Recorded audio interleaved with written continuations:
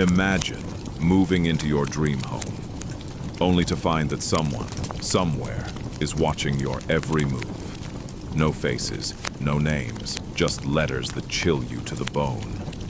This is the story of the Watcher of Westfield. In 2014, Derek and Maria Broaddus thought they had found the perfect home in Westfield, New Jersey. It was everything they had dreamed of. A beautiful facade, spacious rooms, a yard for their children. But soon, the dream began to twist into a nightmare. The first letter arrived just days after moving in. It was polite, almost welcoming, but then the tone shifted. The letters became threatening, sinister. One read, "You will die. I have been watching you. You cannot run from me." The letters referenced their children by name. They knew details that seemed impossible for a stranger to know. Cameras were installed, police were called, changes in routine were made. Yet the letters kept coming, precise, deliberate, unnerving. Who was the Watcher? Was it a neighbor, a stranger? No one knows. The Broaddus family eventually sold the house, but the letters continued to haunt them. Even today, the identity of the Watcher remains unknown. A terrifying reminder that sometimes the most frightening monsters don't live in the shadows of the night. They live right next door.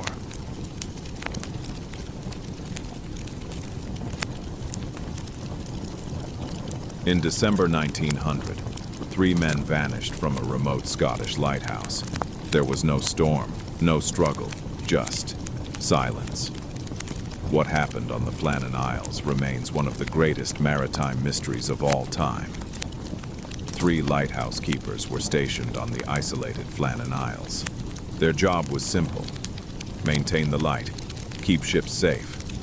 But when the relief crew arrived, they found the lighthouse empty. Signs of sudden disturbance were everywhere. Chairs overturned, the main lamp unattended, logs filled with cryptic warnings. Storm came, water rising, can't hold. Yet the weather reports confirmed there had been no storm. The men's bodies were never found. Some suggested they had been swept away by rogue waves, but there was no evidence. Others whispered of darker, supernatural forces, spirits of the sea, angry and jealous, claiming the lives of men foolish enough to intrude on their domain. Even today, the lighthouse stands, silent and isolated. Its walls hold secrets the world may never know. Visitors can feel it.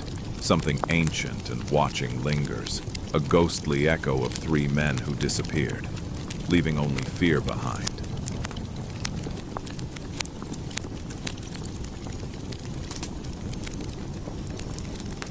Her last moments were captured on camera. The footage is chilling, her actions bizarre, her fate mysterious.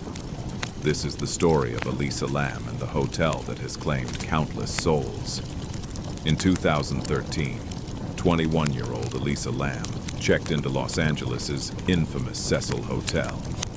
Known for its dark past, the hotel had been the site of multiple deaths, disappearances, and suicides. Elisa seemed ordinary, until she was caught on the elevator camera. The footage is disturbing. She presses buttons repeatedly, peeks out the doors as if hiding, and moves in ways that don't make sense. Moments of fear flicker across her face. Fear of someone or something. Days later, her body was found in a rooftop water tank. How did she get there? Doors and gates were locked. No drugs or alcohol were in her system. Investigators were baffled. The video remains online, haunting millions of viewers worldwide. Some believe her death was a tragic accident. Others whisper of the hotel's cursed legacy, of restless spirits that never leave. Either way, the Cecil Hotel stands as a reminder. In some places, the walls themselves remember every tragedy, and sometimes the past doesn't let go.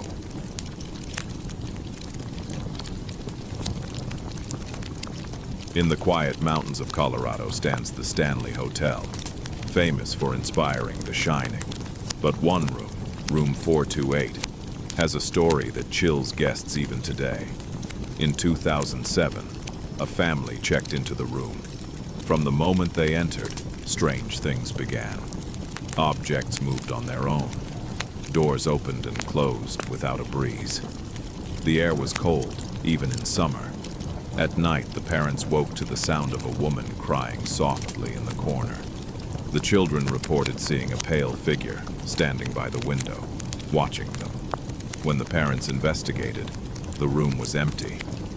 Cameras set up to capture the disturbances showed nothing, except for faint shadows that seemed to pass through walls and a whisper in a voice too soft to understand.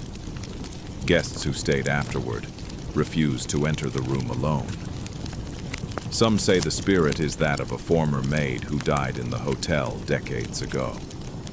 Others believe it's the restless energy of those who once lived there, unwilling to leave. The family eventually left, terrified. Today, room 428 is still rented out, but few dare to stay. Visitors report the same cold spots, the same feeling of being watched. Some say you don't check into room 428, it checks into you.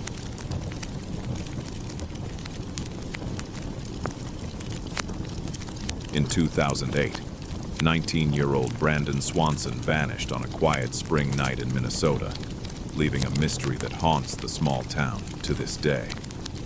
Brandon had been out with friends, drinking slightly, and decided to drive home. He drove into a rural area, then realized he was lost. He called his parents for help, speaking calmly at first. But as he described his location, his tone shifted. He said he thought he had driven into a ditch. Brandon promised he would walk to a nearby town, but within moments of ending the call, he vanished. His parents and law enforcement searched the area for weeks. No trace of him was ever found. No footprints, no abandoned car, no belongings. The last known phone call ended with him saying he could hear a creek nearby, but he would make it. After that, silence. Some theorize he fell into the water, lost and unseen. Others whisper darker possibilities: abduction, foul play, or even something supernatural in the isolated farmland. Today, Brandon's disappearance remains unsolved. His case is a chilling reminder that even in the calmest, most familiar places, the world can turn into something unexplainably terrifying in an instant.